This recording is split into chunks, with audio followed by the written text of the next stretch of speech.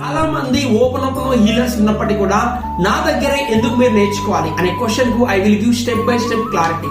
Yes, చాలా మంది open basic open కి అడ్వాన్స్ ఓపెన్ మధ్య డిఫరెంట్ అని తెలియక స్ట్రగుల్ ఫేస్ చేస్తున్నారు. మీ కనుక క్లారిటీ ఉన్నట్టయితే ఎస్ బేసిక్ ఓపెన్ ఎలా యూజ్ చేయాలి, అడ్వాన్స్ ఓపెన్ ఎలా యూజ్ చేయాలి అనే క్లారిటీ కనుక మీకు ఉన్నట్టయితే ప్రతి ప్రాబ్లమ్ ని ఈజీగా మనం హీల్ చేయొచ్చు.